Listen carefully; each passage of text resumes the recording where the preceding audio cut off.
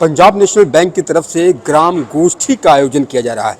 मेरठ में भी आज ग्राम गोष्ठी का आयोजन किया गया है।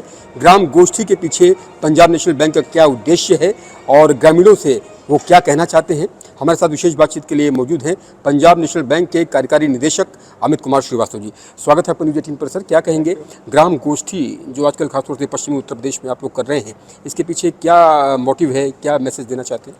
अभी हम ग्राम गोष्ठी अपने 2 जोन्स में कर रहे हैं। एक आगरा जोन है, दूसरा मेरठ जोन है। मेरठ जोन के तहत कल मैं सहारनपुर में था, आज मैं मेरठ के अंदर हूं। तो पहली ग्राम गोष्ठी हमने जो है बागपत एरिया में की है एंड दूसरी ग्राम गोष्ठी हम यहां पे कर रहे हैं।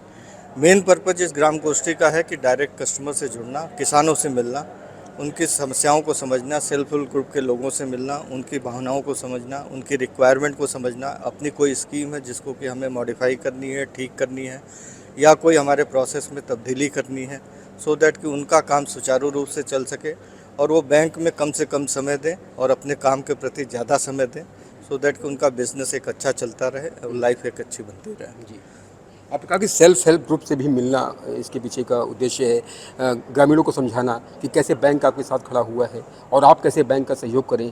कम्युनिकेशन वाइस वर्सा हो रहा है दोनों तरफ से। दोनों तरफ से हो रहा है, तभी आपको पता चलता है। और इसका पर्पज़ ये है कि डायरेक्ट इंटरेक्शन विद कस्टमर्स, कि आपके बीच में फ़िल्टर नहीं है। अदरवाइज यदि पहले की बात करें तो कहीं ना कहीं सर्किल में जाता है, फिर जोन में जाता है, फिर हेड ऑफिस तक पहुंचता है, तो बहुत सारी चीज़ें फ़िल्टर आउट हो जाती हैं और सही चीज़ पता नहीं चल पाती कि ग्राउंड रियलिटी क्या है। तो इसका पर्पज़ ये है कि डायरेक्ट ज़मीन के साथ जुड़ना, ज़मीन के लोगों के साथ जुड़ना और वास्तविकता का पता करना, सो दैट कि जहाँ कहीं भी ज़रूरत है एक सर्विस के लिए हम उसको बेहतर बना सकें। न्यूज़ 18 के माध्यम से आप क्या कहना चाहते हैं ग्रामीणों को, दूर दूर जो अभी इस गोष्ठी में शामिल नहीं भी हो रहे हैं, और पूरे प्रदेश के जो ग्रामीण हैं उनसे क्या कहना चाहेंगे? मैं बस इतना करना चाहूँगा कि पंजाब नेशनल बैंक एक भरोसे का प्रतीक, जिसका हमारा टैगलाइन भी है, एक बैंक है जो कि 130 सालों से इस कार्यरत है और हम हर तरह से लोगों के साथ जुड़े हुए हैं। हम हर क्वार्टर के अंदर जो है एक आउटरीच प्रोग्राम करते थे, जिसके तहत कि हम रिटेल के लिए, एमएसएमई के लिए और एग्रीकल्चर के लिए सेपरेट ऑल ओवर इंडिया हमने किया है। उसी कड़ी को आगे बढ़ाते हुए अब हम एकदम गांव के लेवल तक जाने के लिए ये ग्राम गोष्ठी 2 जोन के साथ शुरू कर रहे हैं, जिसको हम आगे बढ़ाते रहेंगे और डायरेक्ट हम कस्टमर की चीज़ों को समझेंगे और अपने को बेहतर बनाने के प्रयास करेंगे। सर, एक अन्य सवाल, आजकल कई तरीके के डिजिटल फ्रॉड्स हो रहे हैं। डिजिटल फ्रॉड्स के प्रति लोगों को जागरूक करने के लिए पंजाब नेशनल बैंक क्या प्रयास कर रहा है, और लोगों से न्यूज़ 18 के माध्यम से आप क्या कहना चाहेंगे कि डिजिटल फ्रॉड से कैसे बचें, सभी को OTPs इत्यादि शेयर ना करें, APK फाइल्स भी जिस तरह से लोग ओपन कर देते हैं, उनके मोबाइल ही हैक हो जाते हैं और तमाम उनको लॉस हो जाता है, फिर बाद में आप लोग जैसे तैसे उसकी हेल्प करते हैं।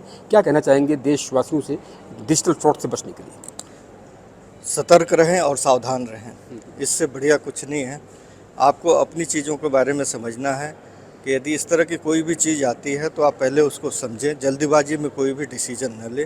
बैंक अपनी तरफ से भरपूर प्रयास कर रहा है, जिसको कि हम जो है कहते हैं AI/ML की technique, basically artificial intelligence and machine learning. उसके तहत बैंक अपने एंड पे भी बहुत कुछ चीज़ें को सिस्टम के थ्रू उसको चेक करने की कोशिश कर रहा है और बहुत सारे जगह पे हम कस्टमर पे भी रीच आउट कर रहे हैं। जो अवेयरनेस प्रोग्राम हम चाहे मीडिया के थ्रू जा रहे हैं, चाहे हम ब्रांच में जो है इस तरह के कार्यक्रम करके लोगों को अवगत करा रहे हैं, तो समय समय पे हम उनके साथ जुड़े हुए हैं, सो दैट कि वो वास्तविकता को समझें और उसी हिसाब से अपना डिसीजन ले, सो दैट कि इस फ्रॉड के चक्कर में वो ना पड़े। आपने कहा कि आर्टिफिशियल इंटेलिजेंस का भी सहारा लिया जा रहा है। AI टेक्निक के ज़रिए भी लोगों को जागरूक करने के लिए तमाम व्यवस्थाएं की जा रही हैं। तो आर्टिफिशियल इंटेलिजेंस का सहारा कैसे लिया जा रहा है, बैंक क्या कर रहा है? बहुत सारे मॉडल्स हैं जिसके तहत जो है हर कस्टमर का अपना एक बिहेवियर होता है, एक तरीका होता है जिसके तहत वो काम करता रहता है, तो उसको आपको समझना होगा और वो किस तरह के ट्रांजैक्शंस या किन लोगों को ट्रांजैक्शंस कर रहा है उसको आपको रिकॉर्ड करना होगा। अनयूजुअल उसके अलावा यदि किसी तरह का ट्रांजैक्शन हो तो वो अलर्ट सिस्टम उस हिसाब से ओवर द पीरियड एक्सपीरियंस करके, बिहेवियर को लर्न करके वैसे ही डिसीजन के साथ वो कन्वे करता है, सो दैट आप अलर्ट रहें और आपको समझ में आए। और इसमें पूरी तरह से मशीनरी, चाहे वो रिजर्व बैंक ऑफ इंडिया हो, चाहे भारत सरकार हो, चाहे प्रदेश सरकार हो, चाहे हमारा ऑर्गेनाइजेशन IBA के तहत हो, सारे तरह पे हम अलग अलग तरह से कस्टमर को रीच आउट कर रहे हैं, सो दैट कि आने वाले समय में इससे हम बच सकें और लोग फ्रॉड से बच सकें। अच्छा सर, वर्तमान समय में कैसे कैसे डिजिटल फ्रॉड्स हो रहे हैं? डिजिटल अरेस्ट, ये शब्द बहुत सुनने में आता है। शादियों के कार्ड APK फाइल्स में भेजे जाते हैं, ये बहुत सुनने में आता है। तो कैसे कैसे डिजिटल फ्रॉड्स हो रहे हैं और कैसे लोग, आपने कहा कि सतर्क रहें और सावधान रहें? डिजिटल फ्रॉड का सबसे ज़्यादा तरीका जो है सोशल इंजीनियरिंग के थ्रू है। नॉर्मली आपके बारे में लोग जानकारी अटेंड करते हैं और बहुत कुछ तरीका है कि वो जो है सोशल मीडिया के थ्रू आते हैं। जैसे आपने जो है फेसबुक के ऊपर क्या डाला, इंस्टा पे क्या डाला, बहुत सारी जानकारियाँ वहाँ से एकत्रित होती हैं। तो आपसे माध्यम से लोगों से यही रिक्वेस्ट है कि अपनी पर्सनल जानकारी कम से कम सोशल मीडिया पे न पोस्ट करें, क्योंकि उससे बहुत कुछ इन्फॉर्मेशन फ्रॉडस्टर को मिल जाती है। तो आप वही चीज़ शेयर करें जो जनरल टाइप की चीज़ें हैं, रेदर देन अपनी पर्सनल इन्फॉर्मेशन के, तो आप बहुत ज़्यादा सेफ रहेंगे। डिजिटल अरेस्ट वगैरह आपको ही पता है, हमें भी पता है, इस तरह की कोई चीज़ नहीं है, इससे भयभीत होने की ज़रूरत नहीं है और आप अपने आप को इसके झांसे में न पड़ें। और आजकल एक तरीका और इन फ्रॉडस्टर्स ने निकाल लिया है कि मिस कॉल दे करके छोड़ देते हैं, फिर आदमी कॉल बैक करता है तो उसमें वो जैसे जैसे क्या करते हैं, कौन सा तकनीक इस्तेमाल करते हैं और उसमें भी लोग फंसते जा रहे हैं। ये वही मैंने जो कहा आपको, सोशल इंजीनियरिंग के तहत जहाँ आप कॉल करते हैं उनके पास कुछ इन्फॉर्मेशन होती है, जैसे ही आपको बताते हैं वो कुछ चीज़ें ऐसी शेयर करते हैं कि आपको लगता है कि वो आपको जानता है, लेकिन एक्चुअल में वो जानता नहीं है। आपके ही अकाउंट को वेरियस थ्रू मीडिया के थ्रू उसके पास जानकारी आई है और वही आपके अगेंस्ट इस्तेमाल करता है और आप उसकी बातों में आके कुछ और चीज़ें भी शेयर कर जाते हैं, जिसके कारण कि ये फ्रॉड हो पाता है। बहुत बहुत धन्यवाद आपका। अमित कुमार श्रीवास्तव जी, कार्यकारी निदेशक पंजाब नेशनल बैंक, जिन्होंने बताया कि किस तरह से आजकल पंजाब नेशनल बैंक देश के अलग अलग राज्यों में और ख़ासतौर से उत्तर प्रदेश में अभी सहारनपुर मंडल, मेरठ मंडल और आगरा मंडल में भी ग्राम गोष्ठियाँ की जा रही हैं और ग्रामीणों से सीधा वार्तालाप किया जा रहा है।